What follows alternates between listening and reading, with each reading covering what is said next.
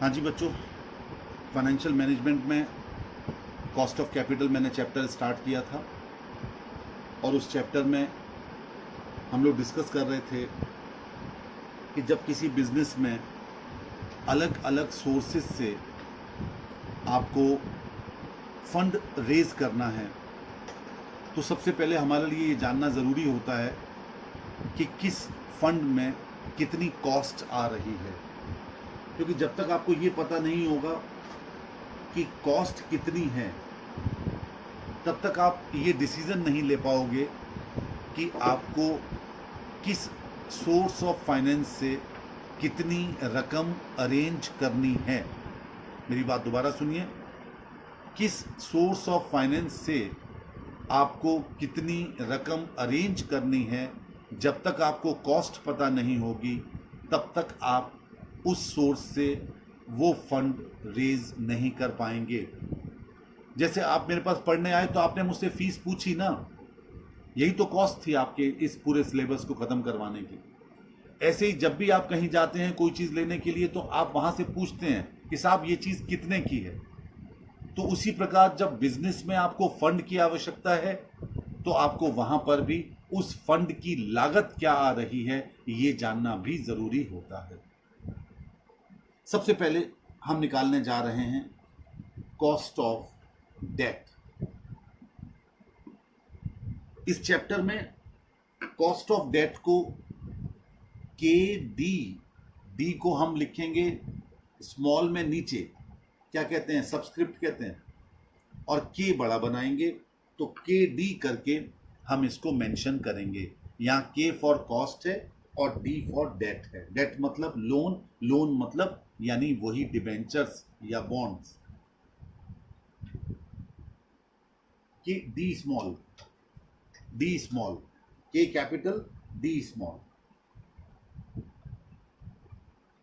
ठीक है, के डी के नाम से संबोधित करेंगे।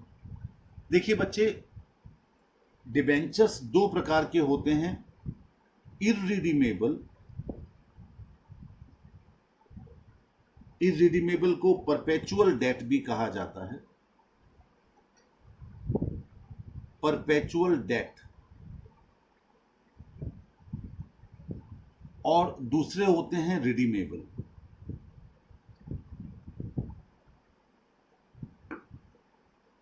रिडीमेबल, देखिए दोनों में फर्क क्या है।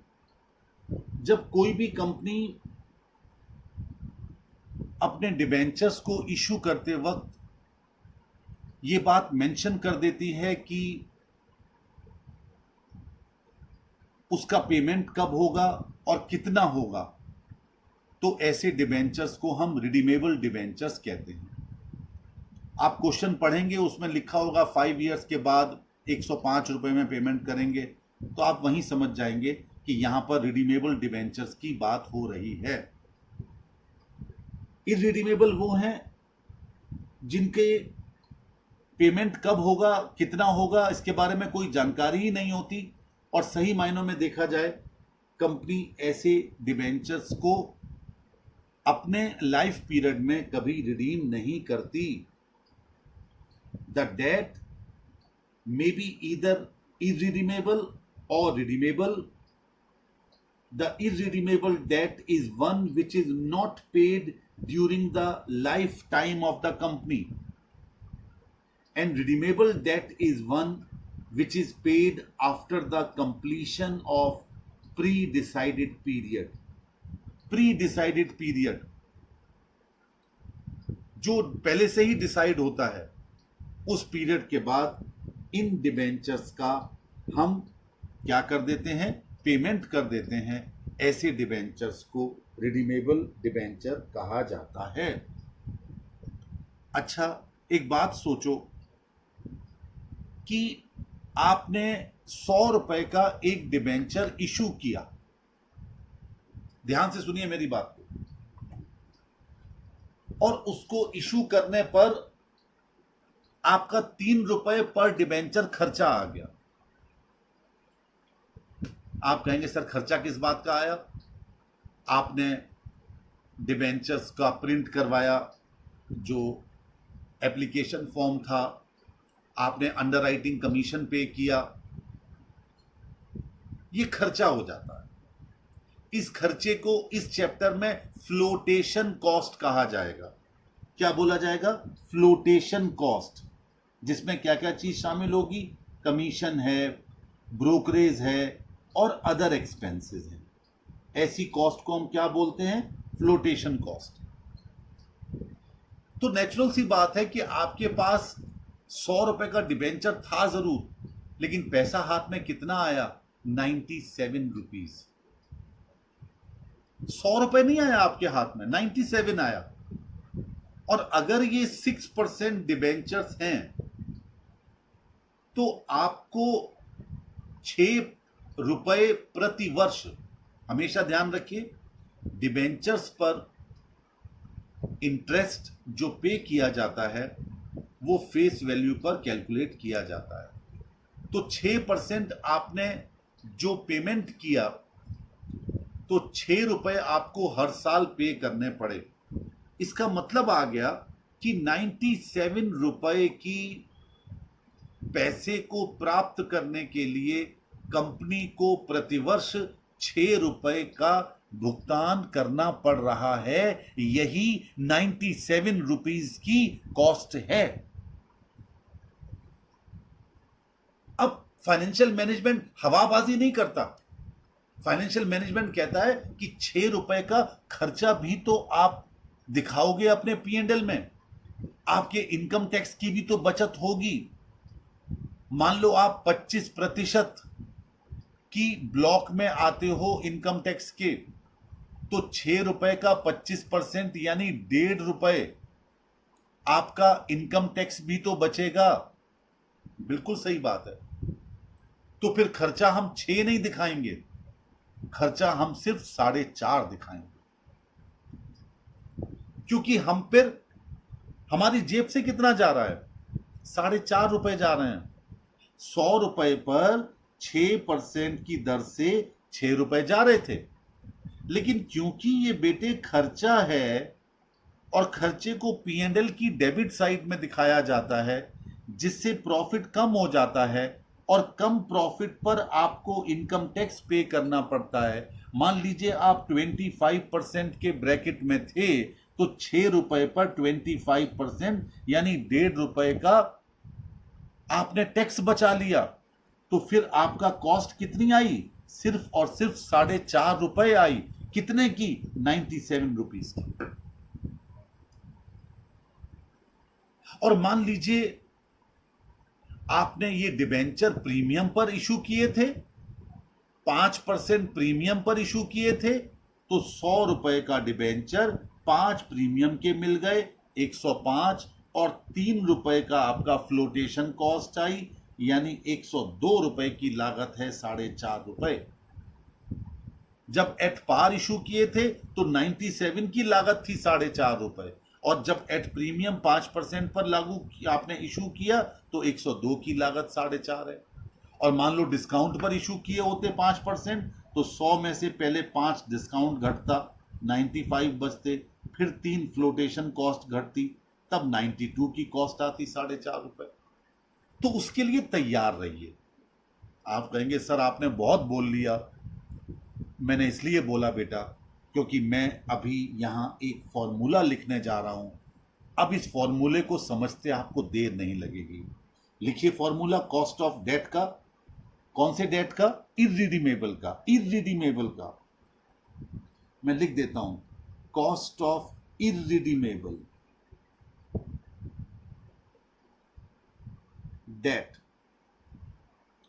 इसका दूसरा नाम परपेचुअल डेट भी है। KD is equal to I bracket में 1 minus tax divided by NP। Percentage में निकालेंगे तो इंटू 100 कर देंगे तो फिर परसेंटेज में आ जाएगी, और परसेंटेज नहीं निकालेंगे तो पॉइंट्स में आ जाएगी। अब यहां पर क्या क्या चीज लिखी? KD का एब्रीविएशन क्या है? KD का एब्रीविएशन है कॉस्ट ऑफ डेट।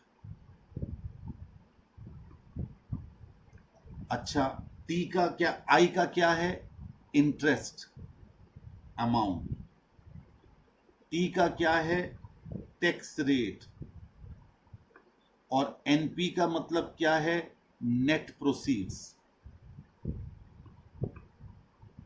ये जो इसमें 1 2 3 4 वर्ड यूज किए गए थे, लेटर यूज किए गए थे, उनको हमने एब्रीविएट कर दिया। अब एनपी से आपको पता चल रहा होगा कि मैंने जो अभी आपको एग्जांपल दिया था कि एट पार अगर आपने डेट इशू किए हैं तो 97 रुपीज एनपी है, 5% प्रीमियम पर किए हैं तो 102 एनपी है, और 5% डिस्काउंट पर किए हैं तो 92 एनपी है, और आई वही 6 रुपए अगर 6% है, और 1 माइनस टैक्स वही 1.5 रुपया जो मैंने अभी आपको करवाया था, तो ये 4.5 बच गया ऊपर। बस हो गया ना। क्या क्या हो गया? Cost of irredeemable debt. अब कॉस्ट ऑफ रिडीमेबल डेट,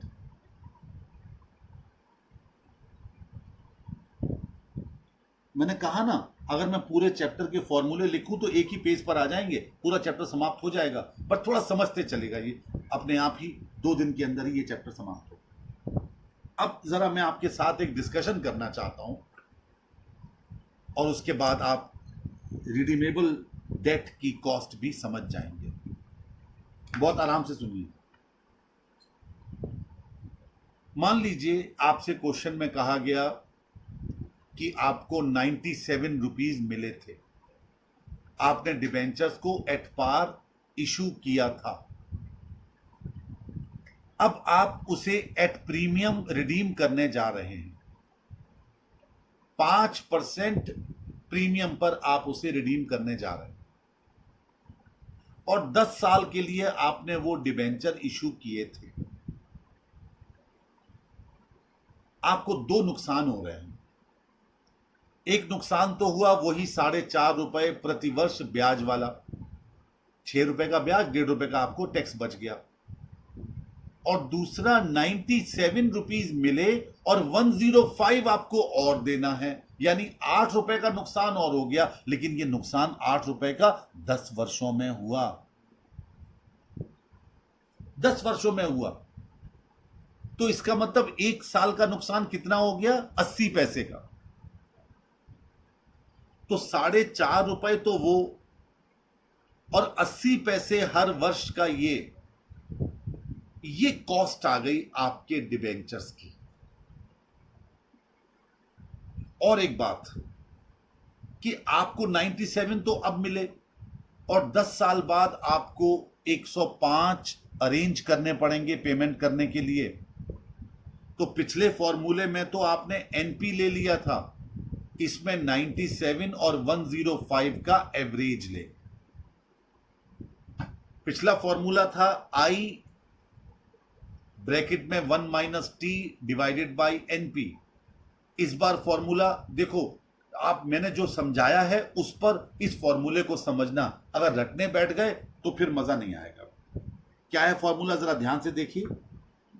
के डी बराबर, पहले वही लिखिए, आई ब्रैकेट में 1 माइनस टी प्लस 80 पैसे मैंने आपको बताया था, आरपी, अभी बताऊंगा मैं आरपी का मतलब क्या है, माइनस एनपी ब्रैकेट में divided by small n whole divided by RP plus NP divided by 2।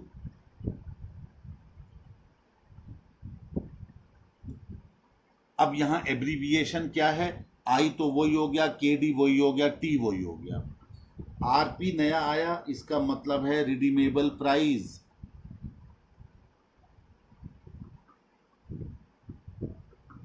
NP वही है नेट प्रोसीड्स, और एन छोटा एन जो आपने लिखा था स्मॉल लेटर एन, इसका मतलब है नंबर ऑफ ईयर्स। मैंने आपसे कहा था कि रिडीमेबल डेट के लिए कितने समय में आप उसको पेमेंट करने वाले हैं ये पहले से ही क्लियर होता है। आपको ये सब चीजें निकालनी नहीं पड़ेंगी, क्वेश्चन में ही दी जाएंगी। अब जरा गौर करो, आई तो वही था 6 रुपए, अब मेरी फिगर में आ जाओ। 1 माइनस 0.25 यानी टैक्स रेट प्लस 105 रुपए पेमेंट करना है, मैंने एग्जांपल दिया था, 97 मिला है डिवाइडेड बाय 10, 80 पैसे आ गए इसको करने पर, और 4.5 ये आए थे जैसे अभी हमने किया था, divided by 97 plus 105 divided by 2, यानी एवरेज लेना। पहले वाले में खाली एनपी लिया था और दूसरे वाले में दोनों का एवरेज लेना है, क्योंकि 10 साल पहले आपको 97 मिल रहे हैं और 10 साल बाद आपको 105 भुगतान करने पड़ेंगे, यानी उस पैसे का भी आपको अरेंजमेंट करना पड़ेगा, तो उसका एवरेज लेकर के कॉस्ट ऑफ डेट कैपिटल निकाली जाती है। क्लियर हो गया? ये छोटे छोटे 2 फॉर्मूले थे और कॉस्ट ऑफ डेट पूरा भी हो गया। अब इसमें 2 बातें ध्यान रखिए, कभी कभी क्वेश्चन में कूपन रेट दिया जाता है, कूपन जैसे कि डिस्काउंट कूपन रेट, तो कूपन रेट का मतलब वही है rate of interest on debentures, वो कोई नई बात नहीं है। होता क्या है, कई बार डिवेंचर के इशू करने के टाइम पर कंपनी अपने डिवेंचर होल्डर्स को कूपन भेज देती है, और वो इंटरेस्ट के कूपन होते हैं, वो जिसके पास होते हैं वो ड्यू डेट पर अपना कूपन लगाता है और उतना इंटरेस्ट कंपनी से प्राप्त कर लेता है, तो उसे कहते हैं कूपन रेट। इसका शाब्दिक लिटरल मीनिंग क्या है? The interest rate stated on the face of coupon, the practice of interest payment by attaching coupon maturing for encashment on due dates for interests led to development of the expression coupon rate which is same as interest rate। तो किसी question में coupon rate लिखा हो तो परेशान मत हो जाना, वो इंटरेस्ट रेट ही होती है। अच्छा, फ्लोटिंग रेट क्या है? वो इंटरेस्ट रेट जो मार्केट रेट के साथ साथ फ्लक्चुएट करती है उसे फ्लोटिंग रेट कहा जाता है, और ये भी फ्लोटर की तरह होती है, और वो किस पर होगी? वो कूपन रेट से अलग होती है, और जैसे जैसे मार्केट प्राइस बढ़ता रहता है या घटता रहता है वो रेट भी फ्लोट करती रहती है। ऐसा कोई क्वेश्चन आया तो फिर मैं आपके साथ डिस्कस करूंगा कि वो फ्लोटिंग रेट कितनी है किसी क्वेश्चन में, ठीक है। और अगर बेसिस पॉइंट दिए गए हैं, कभी कभी क्वेश्चन में इंटरेस्ट रेट के लिए बेसिस रेट दिए जाते हैं, तो वो 100 होता है ऑफ ए परसेंटेज पॉइंट, यानी 0.01% अगर दिया गया है तो इसका मतलब 1% हो गया। तो जो क्वेश्चन आएंगे तो आपके साथ वो छोटे पॉइंट कभी होंगे तो डिस्कस कर लेंगे, अदरवाइज ऐसा कोई कंसेप्ट नहीं है। और अब लिखिए दूसरा point, cost of preference share capital.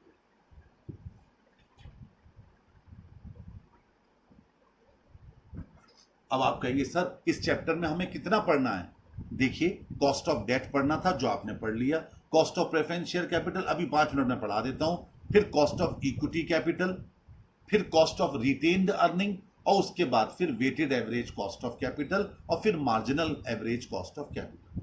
मतलब इसमें 5 अलग अलग बेसिस आपको पढ़ने हैं, एक हम पढ़ चुके हैं और दूसरा मैं अभी 5 मिनट में इतने से पेज में ही करवाए देता हूं। क्या लिखेंगे? के पी, के capital P small, cost of preference share capital, cost of preference share capital. देखिए, आपको पता है कि प्रेफरेंस शेयर्स वो होते हैं जिनको इक्विटी शेयर्स के कंपैरिजन में 2 तरीके का प्रेफरेंस मिला हुआ होता है। क्या? पहला preference as to the payment of dividend, यानी डिविडेंड का पेमेंट पहले होता है प्रेफरेंस शेयर कैपिटल में, पेमेंट पहले होता है, ध्यान दीजिए, पेमेंट पहले होता है। और दूसरा, जब कंपनी लिक्विडेट होती है तो प्रेफरेंस शेयर कैपिटल का भुगतान इक्विटी शेयर कैपिटल से पहले किया जाता है। अब देखिए बेटे, प्रेफरेंस शेयर्स भी इररिडीमेबल और रिडीमेबल दोनों होते हैं, जबकि सच ये है कि इंडिया में इररिडीमेबल प्रेफरेंस शेयर कैपिटल, यानी जिनका पेमेंट ही नहीं होता कंपनी के लाइफ पीरियड में, वो अब इशू नहीं किए जा सकते, वो प्रोहिबिटेड हैं। लेकिन अगर क्वेश्चन में आ जाता है तो आप डिनाई नहीं करेंगे, आप अपना आंसर निकाल आएंगे। लेकिन अगर क्वेश्चन में नहीं आता तो बहुत अच्छी बात है। लॉ तो यही कहता है कि ये इशू नहीं होते, जैसे लॉ ये भी कहता है कि डिबेंचर डिस्काउंट पर इशू नहीं होते, लेकिन फिर भी कई बार क्वेश्चन में डिस्काउंट पर इशू किए हुए डिबेंचर्स आ जाते हैं। चलिए क्या है, अब अगर इररिडीमेबल आता है, कॉस्ट ऑफ इररिडीमेबल यानी परपेचुअल प्रेफरेंस शेयर कैपिटल क्या है फॉर्मूला? अभी तक आपने फॉर्मूला देखा था डिबेंचर्स का, जहां इंटरेस्ट पे किया जाता था, और अब यहां पर आप पे करते हैं डिविडेंड।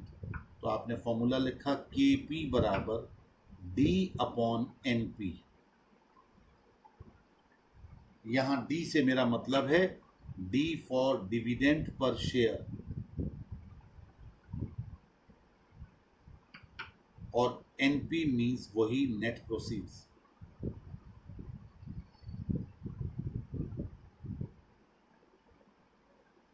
ठीक है, अगर कॉर्पोरेट डिविडेंड टैक्स भी पे किया जा रहा है साथ साथ, तो फॉर्मूला ऊपर लिख दीजिए, if CDT is also given, तो हो गया D ब्रैकेट में 1 plus CDT rate divided by NP। CDT rate, क्योंकि वहां पर तो आपका टैक्स बच रहा है और CDT में आप एक्स्ट्रा पे कर रहे हैं, तो इसलिए CDT रेट को आपने साथ में जोड़ लिया।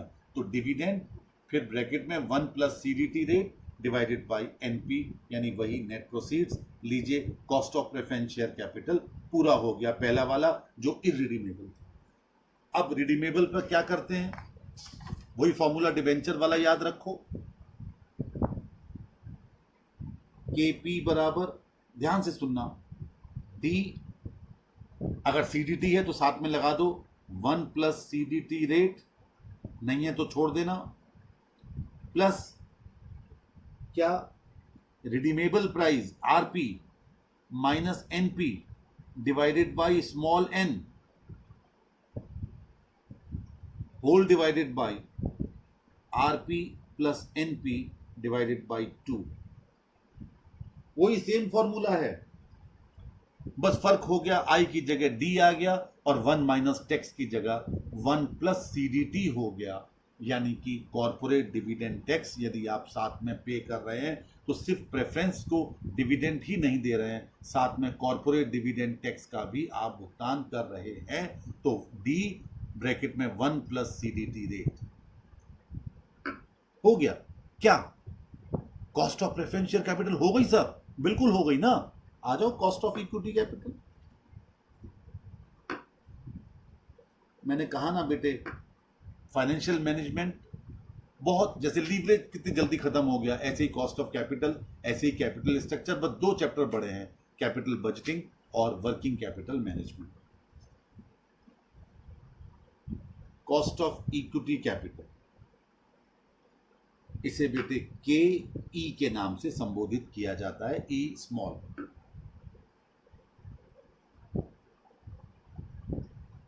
देखिए बेटे, अभी तक डिबेंचर और प्रेफरेंस शेयर कैपिटल में तो एक बात बड़ी कॉमन थी कि इंटरेस्ट रेट और डिविडेंड रेट पहले से ही फिक्स्ड होती थी। तो बड़ी आसानी के साथ हमने फॉर्मूले में I ले लिया और बड़ी आसानी के साथ DP ले लिया। लेकिन इक्विटी कैपिटल में एक बात थोड़ी सी अलग है, यहां पर डिविडेंड की रेट फिक्स नहीं। तो कॉस्ट ऑफ इक्विटी कैपिटल निकालने के लिए आपको अलग अलग फॉर्मूले कम से कम 5 बताए जाएंगे। ये लग जाए तो ये लग जाए तो ये लग जाए तो ये, जैसी सूचना क्वेश्चन में दिया जाए। जैसे एक तो डिविडेंड यील्ड मेथड है, फिर अर्निंग यील्ड मेथड है, फिर dividend yield plus growth method है, ठीक है। फिर और आगे दो अलग अलग मेथड्स हैं, वो अभी चर्चा नहीं करूंगा क्योंकि उसमें आप फंस जाओ। यहां पर चार चार पांच पांच मेथड क्यों हैं? क्योंकि रेट ऑफ डिविडेंड फिक्स नहीं है। यहां पर इक्विटी शेयर कैपिटल की कॉस्ट अज्यूमशन पर बेस्ड है। प्रेफरेंस शेयर कैपिटल की कॉस्ट पक्की थी, हमको इतना प्रेफरेंस डिविडेंड पे करना है, लेकिन कॉस्ट ऑफ इक्विटी कैपिटल पक्की नहीं है।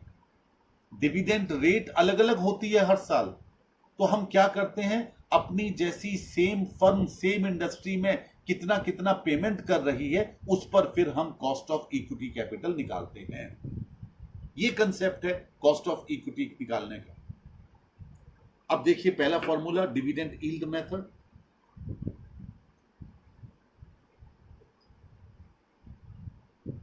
जैसा कि नाम से पता चल रहा है डिविडेंड यील्ड मेथड है।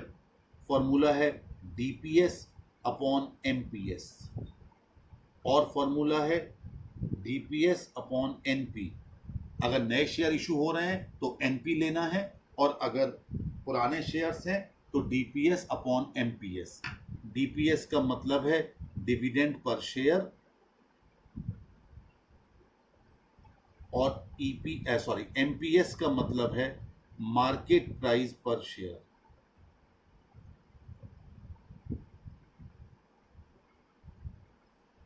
डीपीएस अपॉन एमपीएस या फिर डीपीएस अपॉन एनपी। और फिर अगर सीडीटी ले रहे हैं आप साथ में तो क्या होगा, DPS 1 plus CDT rate divided by MPS, या फिर DPS 1 plus CDT rate divided by NP.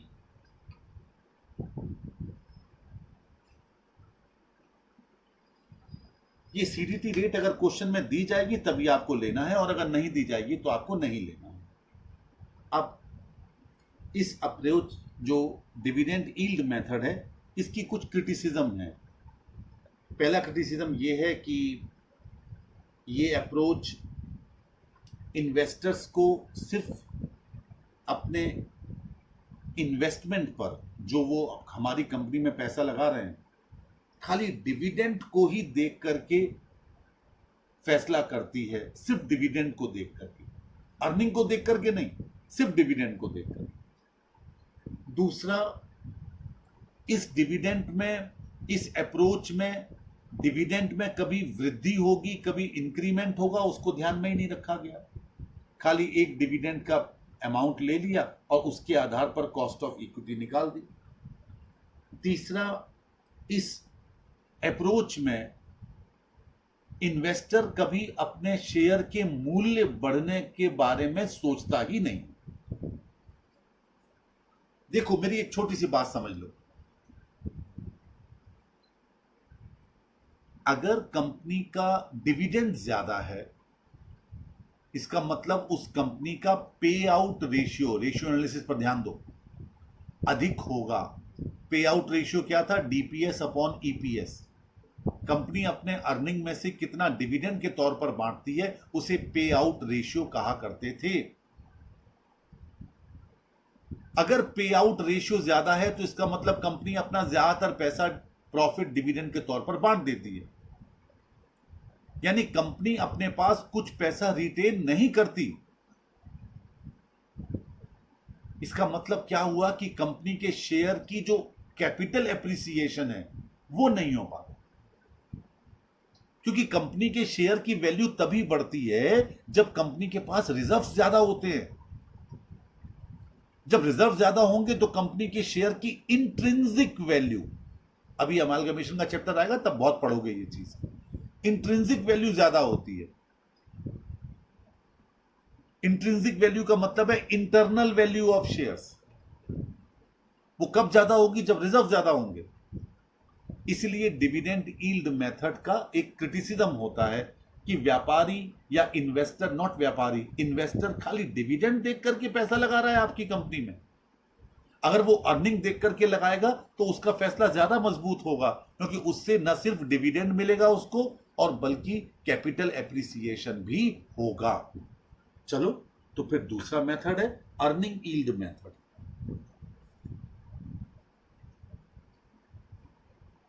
पहला था डिविडेंड यील्ड मेथड और दूसरा था अर्निंग यील्ड मेथड। क्या फॉर्मूला है? अरे कुछ नहीं है ना, ईपीएस अपॉन एनपीएस और ईपीएस अपॉन एनपी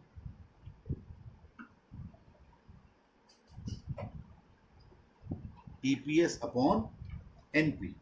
अगर नए शेयर हैं तो एनपी और अगर पुराने शेयर हैं तो फिर एमपीएस।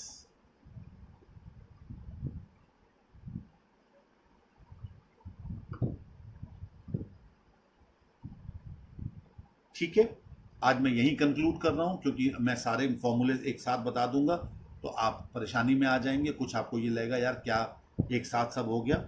इसलिए मैं यही कंक्लूड करते हुए बस आपसे इतनी विनती है कि कृपया करके मेरे नोट्स के क्वेश्चन शुरू कर दीजिए।